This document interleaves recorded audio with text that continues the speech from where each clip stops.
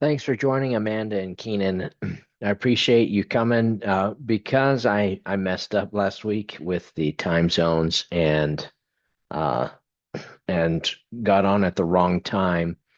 I did post a recording on LinkedIn, but I wanted to just do a quick recap for those who weren't able to join us live.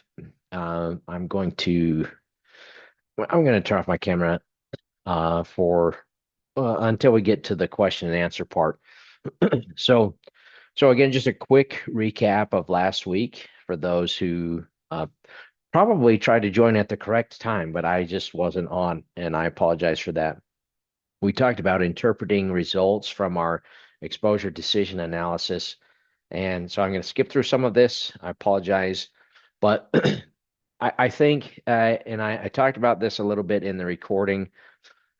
I'll be honest, I'm not, I go back and forth between which statistic I think is the most important to share and to report for our clients or management. I would say that this figure has the most information for sure. I don't know that I would share it in the report. It kind of depends on who my target audience is, but I would report this number, this category, and this number as well. So those three pieces of information I would certainly include in my report. This 70% tells us that we are 70% confident, or there is a 70% probability that our 95% UTL, or the 95th percentile of our population, different ways to say the same thing, 70% chance that it falls in category 2. So those are important pieces of information we want to share, and that's how I would word it, something like that.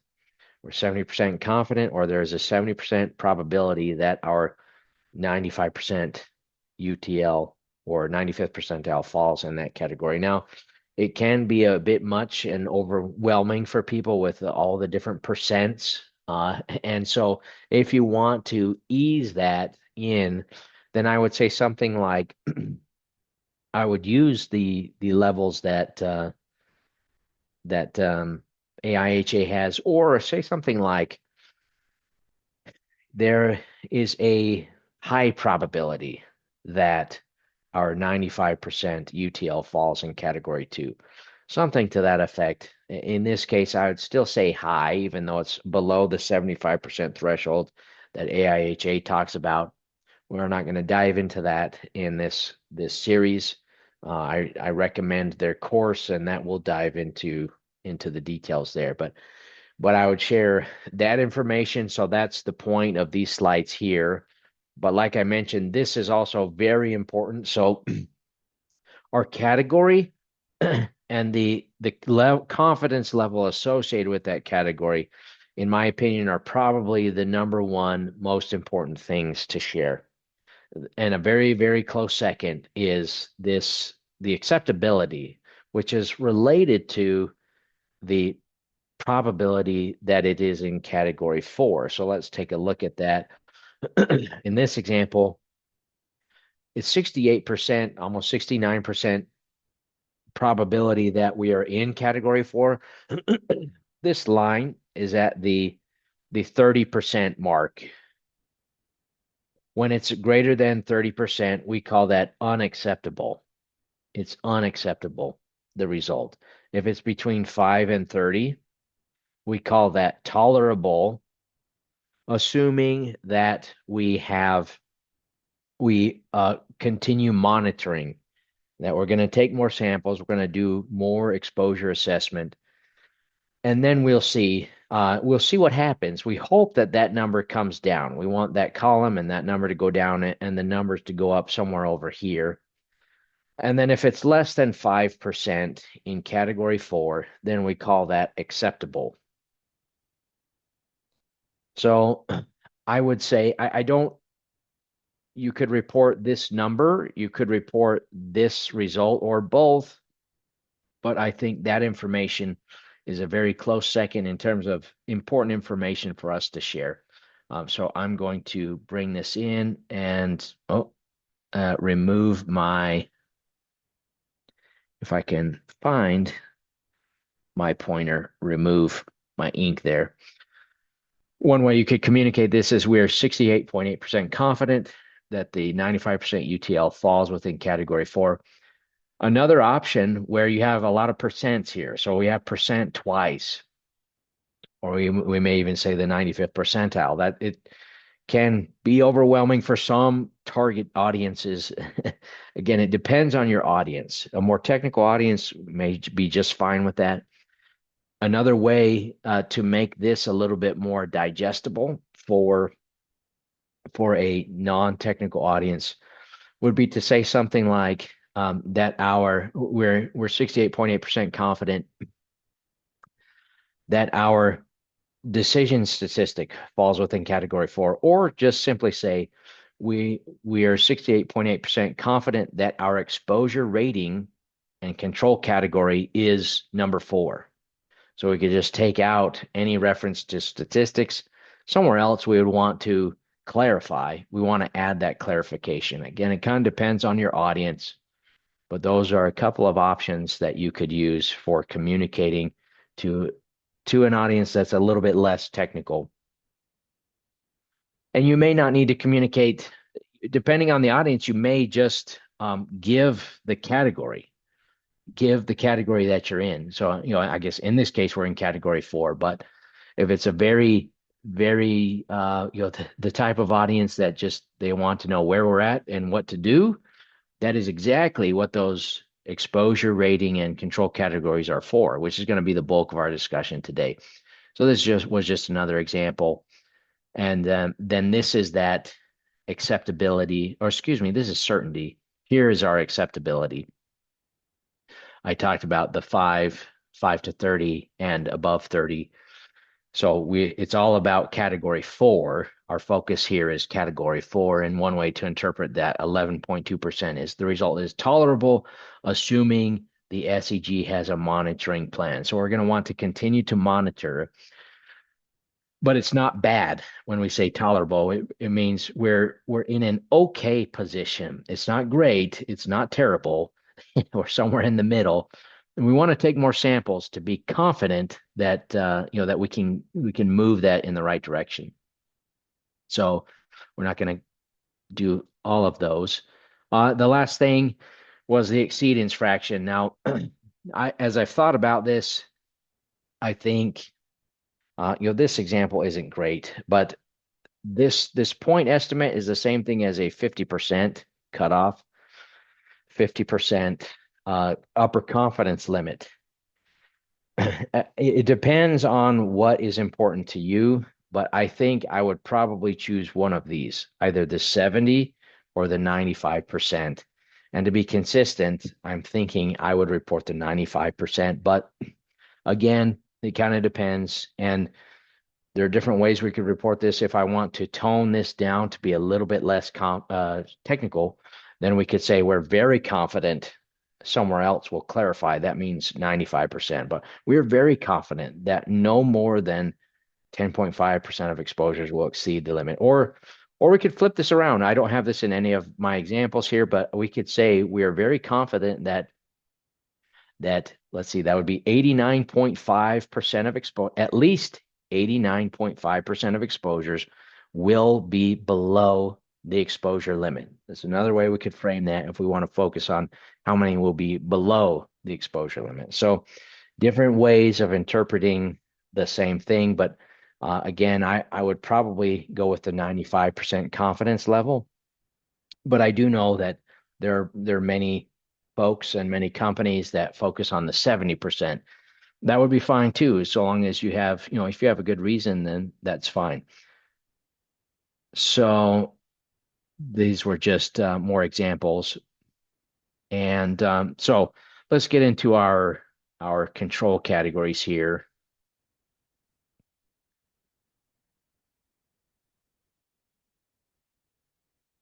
Oh, I guess well, okay.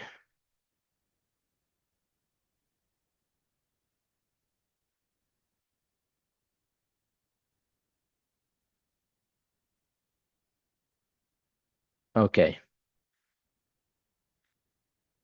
So I'm a huge fan of the exposure rating and control categories. I think it it makes it easy for us to, or it's easier for us to decide what we should do about it.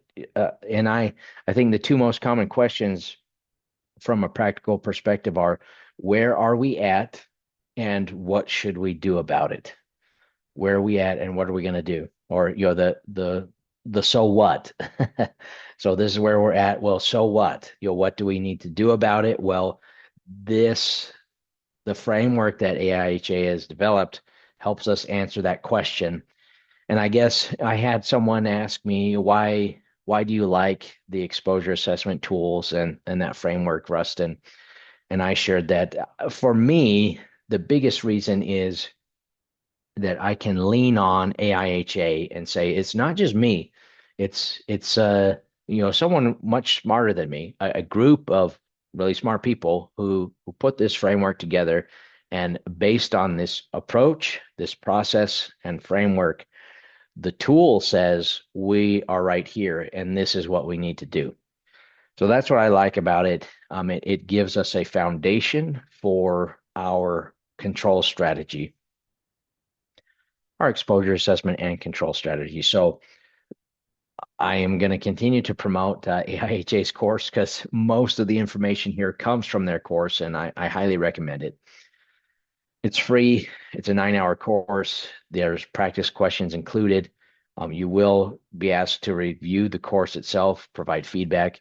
Like I mentioned, it's free. You need to create an account, but to do that, it's free. You don't have to be a member of AIHA. And then the same with the registry exam.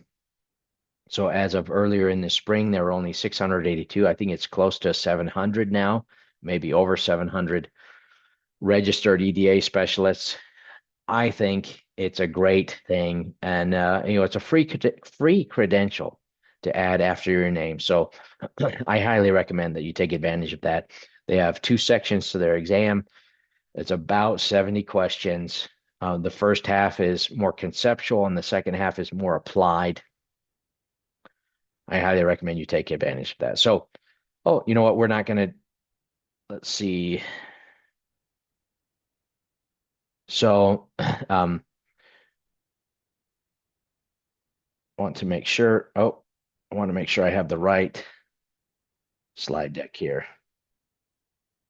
I have, okay, this is the right slide deck. But we're going to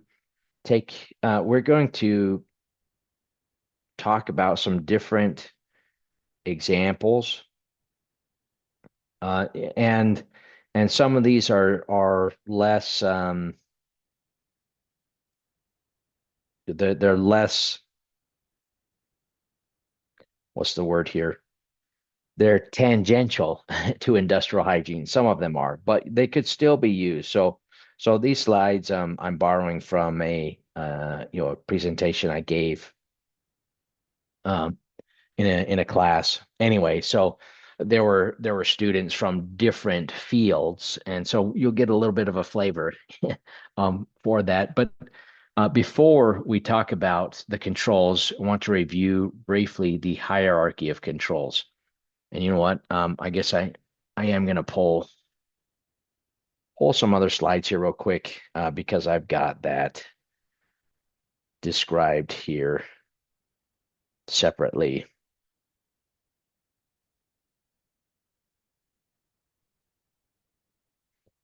I'm guessing most of you are familiar with the hierarchy of controls, but I do want to do a brief review for anyone who may not be familiar with it. And again, this framework is not, it's not, industrial hygiene does not have a monopoly on it. It's just we talk about it pretty frequently, and I think it's important.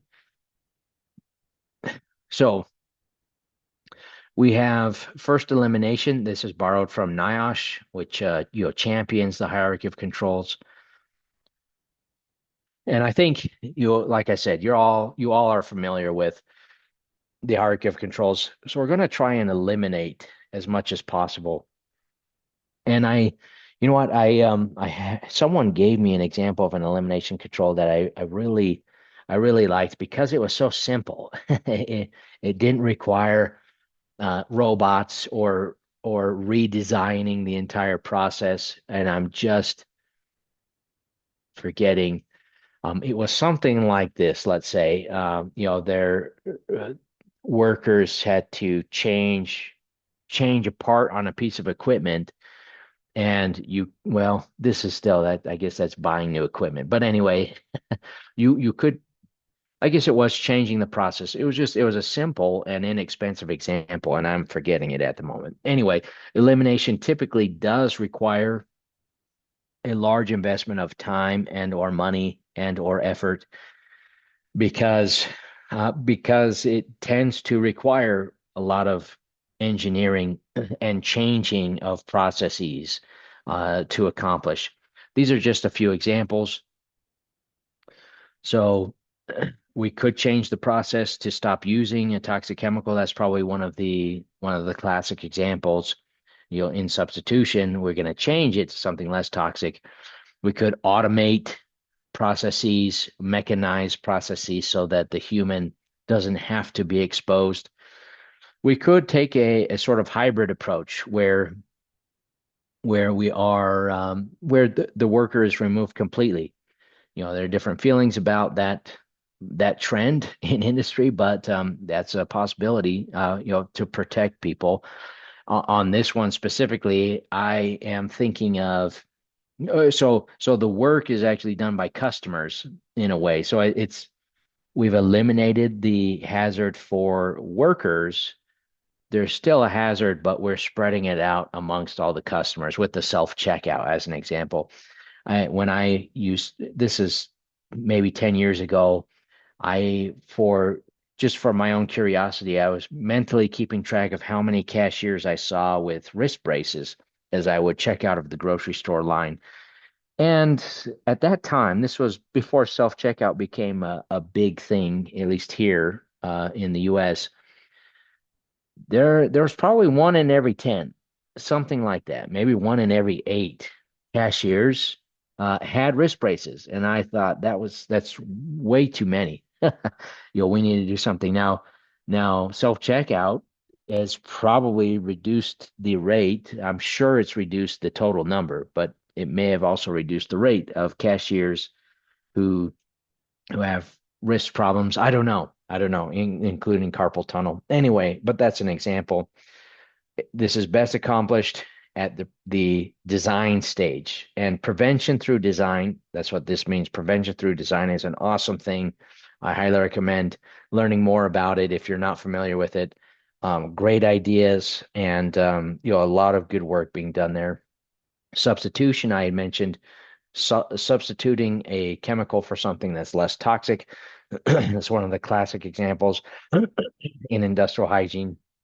Upgrading equipment to a safer model, replacing something that workers may have allergies to for something else, something that's hypoallergenic.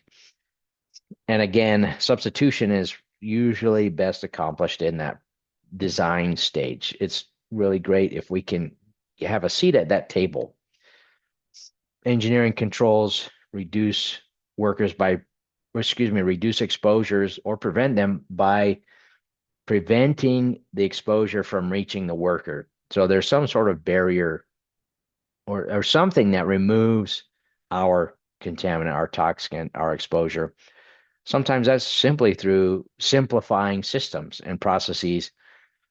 Some examples would be a spring-loaded pallet positioner so that the pallet raises as boxes are taken off of the pallet so the worker does not have to bend down. And then it lowers as more pallets are loaded onto as more boxes are loaded onto the pallet so that, again, the worker does not have to bend down. You can enclose the process. You could enclose the operator. So those are physical barriers. You could have exhaust ventilation where you're removing your airborne contaminant before it can reach anyone, or you could automate systems. There are plenty of other types of automation that would be considered engineering controls that help us reduce exposures. Administrative, I think you're probably familiar with these. So we're going to look at monitoring. We want to do monitoring. We're going to look at work practices and SOPs, rotating individuals, making sure no one is exposed for too long, doing audits, and limiting access to exposure. Personal, so we save this for last. There are plenty of problems with PPE.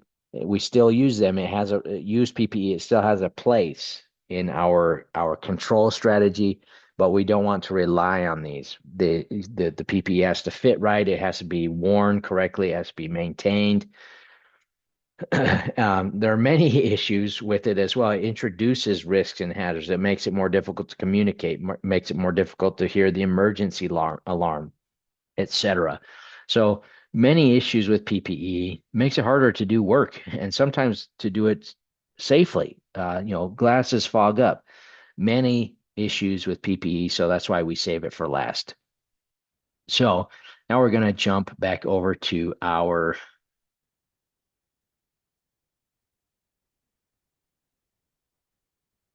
examples here.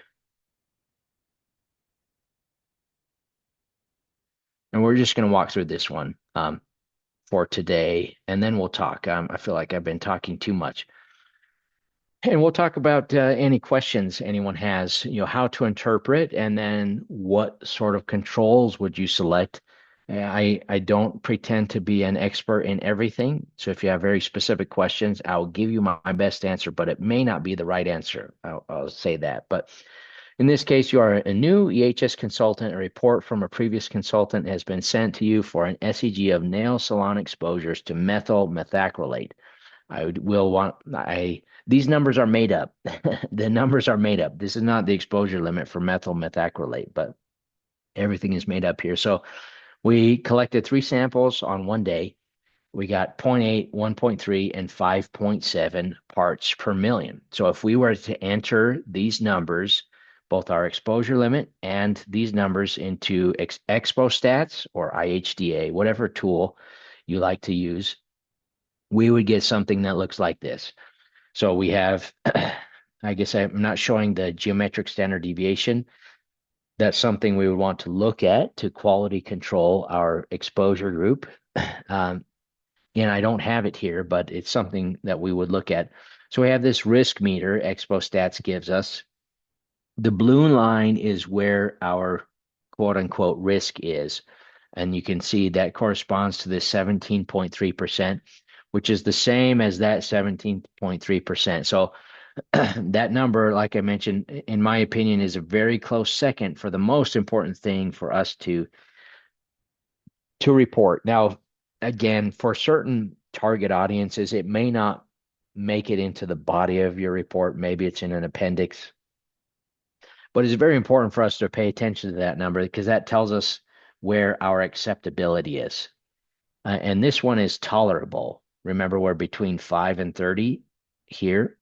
So it's supposed to be 30. So that means we're tolerable, assuming we have a monitoring plan. We're going to collect more samples, do more assessment. We're okay with it, but we want to collect more data to be more confident, is what that tells me. That red arrow there can be confusing, I think, for people. This is all from ExpoStats. So that is simply that 30% mark. So it's telling us where 30% is and where it crosses from being tolerable to unacceptable. And you can see here that acceptable range is right there. So green, yellow, red, which is nice. I like the green, yellow, red, the simplicity there. I wish this blue line was bigger or something to make it more prominent so that the red arrow didn't confuse people. But this is not a bad figure right here to report if you think your client, well, it's a fairly simple one, and I think it gives people a quick idea of to answer the question of where are we at. This one on the right, we talked about this. It shares. This is where are we at as well, but just in a different different metric. Or it's the same metric, but it answers the question of which category are we in. So this tells us just acceptability, only acceptability. This tells us which exposure rating and control category are we in, and the acceptability right there. We get both in the same figure. So I like that about these figures, but they can be confusing for people. So I don't always necessarily include them in a report. But this is telling us we're at category 2. So we're at category 2. Our certainty is medium. So that is 50 to 75%. I don't always use that language in a report for a client or manager. I may say the numbers. So I'm going to go back. We were at 62.3%. So I may just tell them there's a 62.3% chance that the category is category 2. That's the way I like to share that. And then our acceptability, well, that was tolerable. I had mentioned that. I guess let me do that. It's tolerable, assuming we continue to monitor. What are we going to do about that? Well, this is our exposure rating and control category table from AIHA. So after we've determined where our ERCC is, that's this, the exposure rating and control category, it's pretty clear that our best chance is it's most likely to be category 2. So this is the nail salon. I'd like to involve everyone here in this. So I'm going to come up with some ideas, but I'd like you to think about some things that we could do for this nail salon. Again, assuming this is a real world situation, what could we do to improve exposures, to reduce exposures? Again, assuming we're at category 2, which means, and we're at that tolerable level. So I'm going to change my coloring here. The green and red is not ideal there. So if we were at category 0, we wouldn't need to take anything. We are doing great. Category 0 is doing great. Category 1 is going to do what's at level 1 plus anything above. Obviously, 0 doesn't do anything. Category 2 means we do what's in category 2 plus, and I just activated some PowerPoint tool that I didn't mean to. It means we're going to do what's in the 2 plus 1 plus 0. And so that means that green box is to show that we're going to do everything inside the green box if we're in category 2. So we're going to look at procedures and training. So this is a solvent. I'm not super familiar with nail salons, but I'm going to walk through some of my ideas. And like I mentioned, if you have ideas on control strategies for a nail salon, then please put them in the chat. But especially control strategies that fit these categories here. So procedures and training. So I would look at the work procedure, or the SOP, the standard operating procedure for removing nail polish with with the solvent. Or maybe there's some mixing involved of they have to mix the solvent and the nail polish remover in the salon. I don't know. I'm guessing they don't. I'm guessing it just comes in a bottle and it's ready to go. So we could look at the procedures. Is there something we could do to improve exposure, to reduce it? So we might, the way we handle it, the way we open it, where we leave it while we're doing the nail polish remover, those things may help us to reduce exposure. Training. So if we have changes to that procedure, we're going to need to train people, our technicians, our specialists, I'm not sure what they're called, but in how to do that so that we reduce exposure. We need to, what I would say is either review or improve. So for all of these things, I'm guessing they're already in place, but we need to review and improve. If they're not in place, I guess we would say develop. We need to develop these things. So if we don't have general hazard communication, then we're starting at level 0. We need something. So we're going to create a hazard communication program, and we're going to make sure that everyone is aware of the hazards associated with the solvent that we use for removing polish or whatever it is. I'm assuming it's for removing polish. On top of that, well, so I was getting kind of specific here. So what I just mentioned may be more chemical specific. We're also going to let's talk about general hazard communication. So making sure that workers know, hey, solvents are bad. Solvents cause negative health effects. They cause irritation. We may explain just the general umbrella category for the materials that we use in the salon. There are many potential health effects associated with the chemicals we use. Be aware of that. And then I'm going to have specific chemical hazard communication. So my bottles will be labeled. I'll have the SDSs. I think you're all probably familiar with hazard communication. I'm going to make sure that everyone is aware of the hazard associated with the solvent that we're using in methyl methacrylate.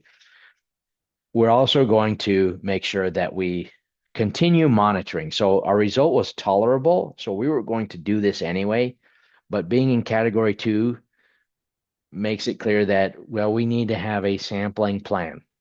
So we're going to, the frequency kind of depends. I've had people ask, what should the frequency be? That kind of depends. And there's not necessarily one right or wrong answer. I One place I like to start at is once a quarter, but it depends. So I would pick something that makes reasonable sense and start with that. And then as you collect more data, your exposure decision analysis will tell you which direction you need to go. So if I'm going to come back to here. So if these columns start to go up and we're collecting more samples and these columns are going up, then I may increase the frequency of my sampling. But if what I'm hoping happens and our probabilities move this way and these categories start going up and these come down, then I at some point, when I'm in category 1 and when this is considered acceptable because it's less than 5%, there's a less than 5% chance we're in category 4. When those two things are true, that's less than 5%, and our most likely category is category 1. When that happens, then I'll consider slowing that down. So I may go from every quarter to twice a year, maybe eventually get to once a year. Again, kind of depends. I'm going to let the exposure assessment process drive that. It's not just the analysis. I'm going to, make sure I'm aware of any worker complaints, if there are complaints from clients, if there are any inspections or audits that with the poor scores. I'm going to consider that as well. So it's not all about the tool and the statistical analysis, but that's a key piece of our decision of how often should we monitor at this nail salon. So those are my thoughts with this example. I'm not going to review the other ones because I want to open up for questions here. And if anyone has any specific questions to say, your specific industry or any challenges you have, then we can talk about those as well.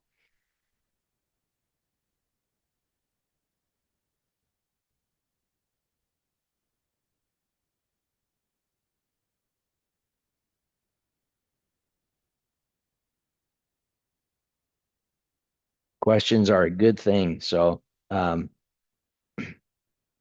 we've had some really good ones in this series, and I welcome any questions. Like I said, I don't consider myself an expert in everything, but I'll do my best to answer any questions. Okay, so in a level 2, and we do periodic exposure monitoring. If we were in a level 3, it says required exposure monitoring. The, it's still on the basis of how often, right? Like, how are you determining? I understand what you were saying is when you have to do it periodically, it's like what makes sense. But when you're required to do exposure monitoring, is there more specific time frames? Great question, Amanda. So, um, there's not one answer for every situation. You have to, and I'm going to pull up a document here in a little bit to see if we can find something that's a little more specific. But we we we're going to consider everything about our exposure assessment process and not just the data. But like I mentioned, the data is a key piece. If we had a you know, three legs to our stool, the data is a big leg on that stool. But there are still other components to it. So one thing we're going to look at while the let's say the risks associated with our contaminant are somewhat built in to the exposure limit. So, for example, hexavalent chromium has a very, very low TLV. It's very low because it's very toxic. So it's already kind of built into that. However, we may look at some other information about our toxicant outside of just the exposure level. So is it carcinogenic? That should be built in, hopefully, to our exposure limit, but sometimes it's not necessarily reflected. And so some of that kind of information may lead us to decide to do more monitoring, the way the work is being done, the types of other controls we have in place, and how well we believe they're working is going to help us kind of make that decision. I'm sorry for a sort of a non-answer. It's not meant to be. I'm going to pull up here. So there's a book that AIHA publishes. I happen to have access to. I'm not gonna. I'll just share a little piece. I don't want to, because it's copyrighted. But so I want to respect their copyright. But it's they give access to the book and the PDF for the book through one of their courses that they have that I signed up for. And I'm gonna open that up and see real quick here what I can find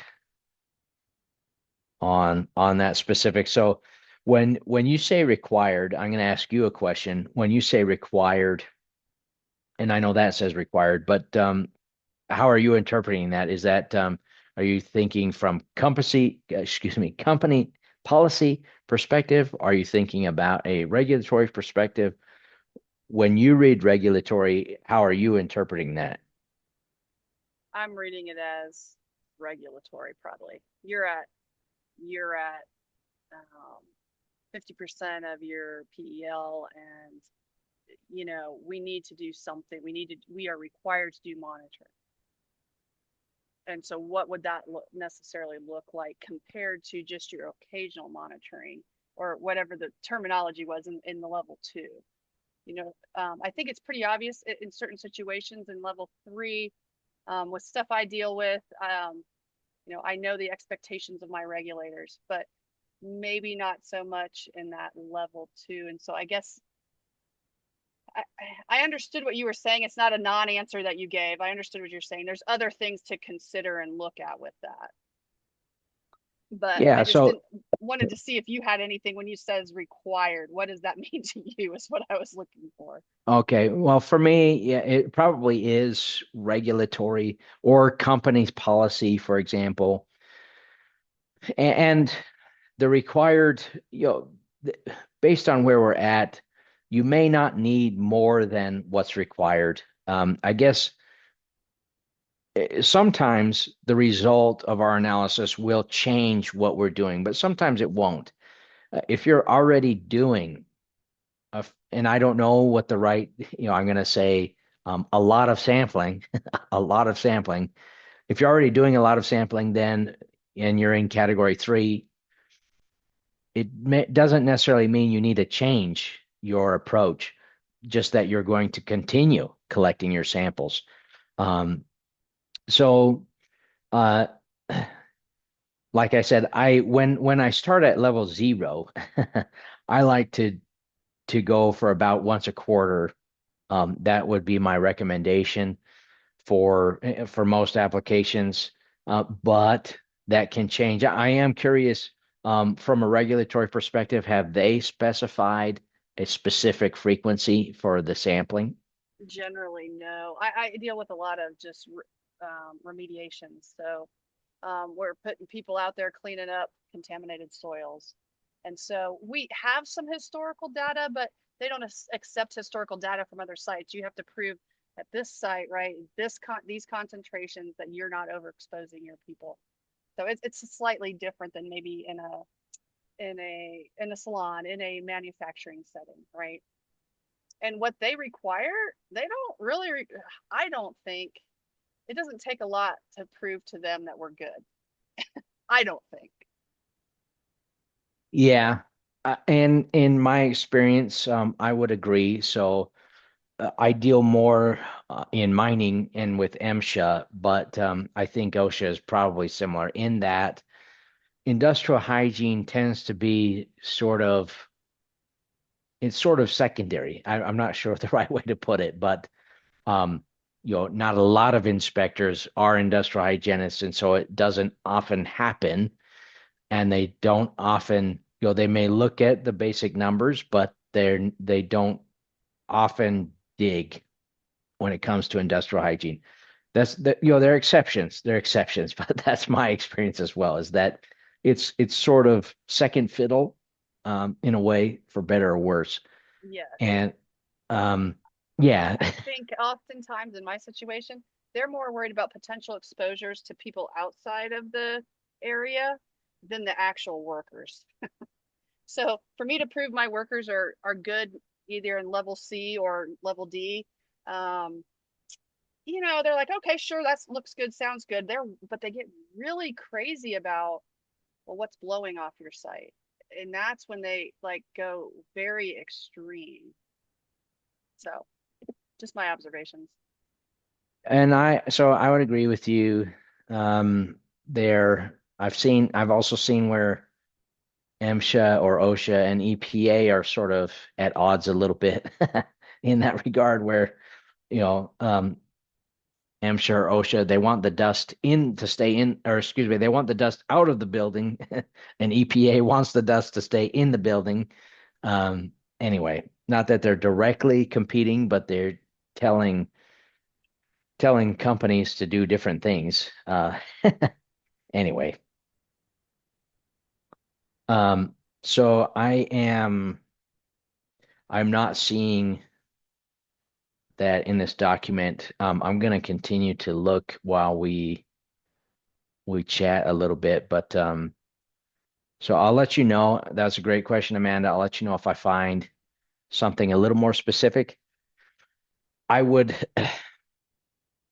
I guess, just this is just Rustin thinking, but my initial thought would be if I'm category 3 or 4, then I may increase the frequency. If I'm assuming I'm already monitoring, if I'm, I mean, I need to do a deeper dive on their interpretations here and what they mean. But maybe it's only category 4. Category 4, I'm going to increase the frequency. Category 1 and 0, I'm decreasing the frequency, and in the middle, I'm going to hold steady. Something like that, as just a rule of thumb, is what I'd say. But I don't know. That's another thing, is we can sample all day, and it may not. It's going to increase our confidence. It may not change the category we're in, and and so I guess there's a balance there of we need to make sure we're taking some samples while also working to control. Uh, so other questions?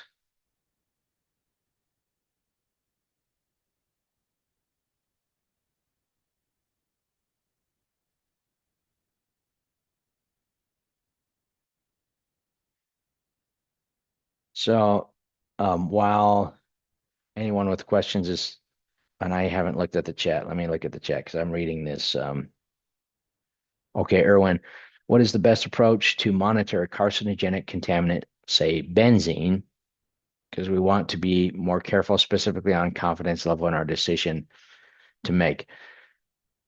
Great question. To monitor the so in this little coaching series, I think I need to do a little series on exposure assessment itself, the bigger process, the bigger picture, because we focused quite a bit on the exposure decision analysis piece, which is important and sometimes can be the trickier piece, but it's not the only piece. Like I said, if we have a three-legged stool, it's one leg, but there are two other legs to our stool.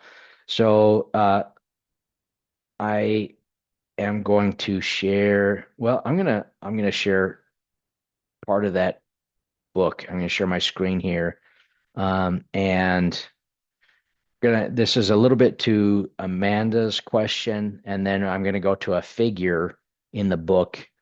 We've seen it before, but so I saw this. It looks like it might kind of address Amanda's question. A designated reassessment interval is important even if a good management of change procedure is in place. Helps ensure that reassessment of our exposure is performed to identify subtle but important changes that might not have been reported. Okay, that's not exactly what I was thinking of, but if a required reassessment frequency such as the one described above, is established, the IH will also need to establish other conditions that trigger a reassessment. So, I mean, we didn't talk about this, but if we get to the point where, so this probably isn't exactly what I was thinking it was. Changes are going to trigger us to sample more. Um, but that doesn't answer your question about whether, if we're category 3 and we already have a monitoring plan and a sampling plan, when do we change? And I would say, I guess my answer to Amanda is just that I would probably hold steady at category 3, assuming I'm doing something that's at least once a quarter, something like that. If I'm moving to category 4, I'm going to increase frequency and focus harder on controls. If I'm moving towards category 2 and then 1, then I'll start to look at I know there will be other fires that I need to put out, and I'll start thinking about those other fires more and start looking at what it will look like for us to sample this less. So I am going to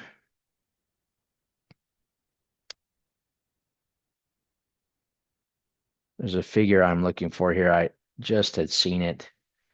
I'm probably way off. The entire exposure assessment process is really okay. This is this is it basically. So I would follow this process.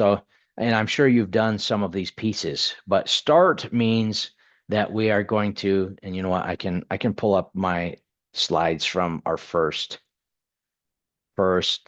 time, our first week, because it's a little bit easier to read in there, to be honest.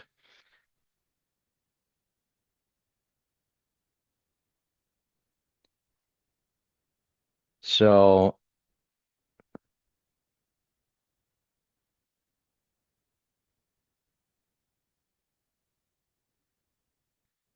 so start means we're establishing a strategy. Like I said, you've probably done some of this already. So we're going to decide what our goal is. We're going to decide what our exposure limit is, what our decision statistic is, which if we follow the process, we know is going to be the 95% UTL. We're going to start to make some of our goals here and decide in which direction are we going, basically.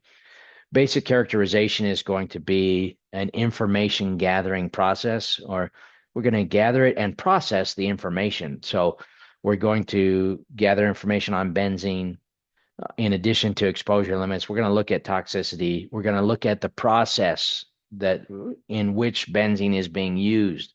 For example, we're going to make sure that we understand all of the major elements involved. So our process, the environmental agent, which is benzene in this case, work practices. We want to make sure we understand all of those things. And then we'll do our exposure assessment. So for me, I actually like if I'm sampling something I've never sampled before, I actually like talking to the lab. Um, my experience with the lab has been positive. You know, the lab that I use, I know it's not always necessarily positive. If you don't have a lab where you can ask them questions, then I would recommend having, having someone that you can turn to. I guess maybe you're saying, well, Rustin, how about you? But anyway, I mean, um, I'm willing to help as much as I can. So, like with benzene, for example, it kind of depends on different things, but I know you're probably going to be using sorbent tubes, and I don't remember what the some of the specific requirements are for benzene, but you'll want to look at if it has a NIOSH method. Does it have a NIOSH method for analysis? Is there an OSHA method or some other method, an EPA method for analysis? Make sure you're familiar with that. Some methods will require that you keep the sample on ice when you're done. There'll be a specific flow rate. You need to use specific media. Usually the lab can answer a lot of those types of questions. And so I'd recommend trying the lab for that because they'll know the method they're using and its requirements. So figure those things out. Make sure you have the right type of pump, or it could be a passive sampler. I'm trying to remember if benzene has one. I know there are a lot of VOCs that have where passive sampler is an option. Anyway, you'll want to make sure you understand the process you're going to use. Then it'll be sampling day and you'll follow the process. You'll ship your samples back to the lab. And then, this talks about reassessment and further information gathering. Um, that's based on where you're at in terms of acceptability.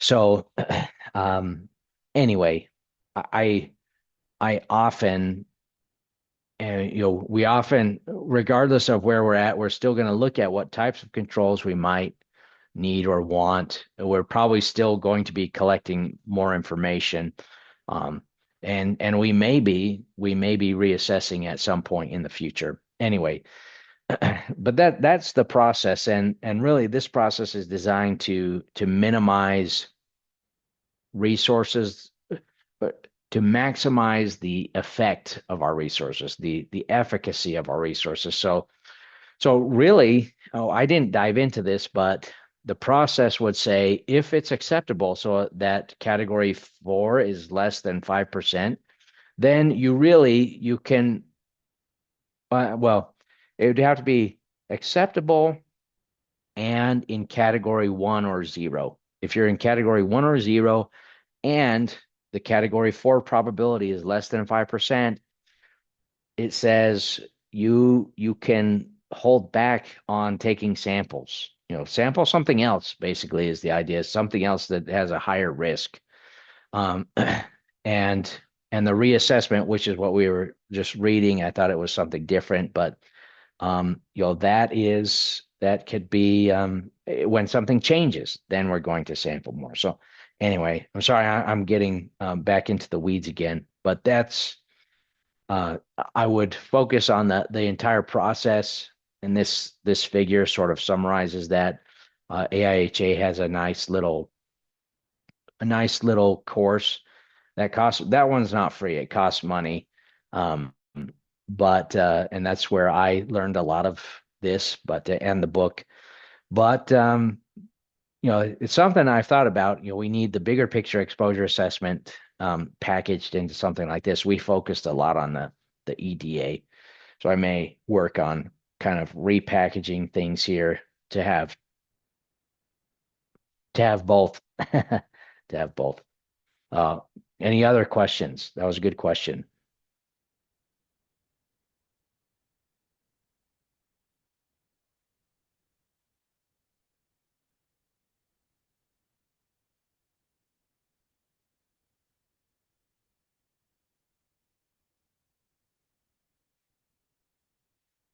Well, thanks everybody. I do appreciate you coming, your participation, and the questions. Those were great questions. They helped me to understand where I could fill in gaps and be better at communicating. So, those are always appreciated.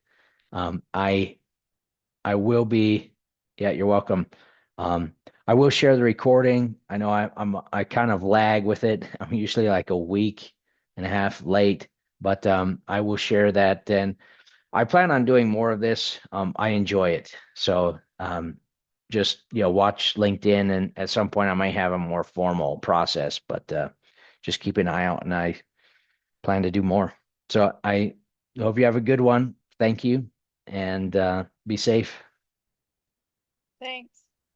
Yep. Thank you, Justin. Yeah, you're welcome.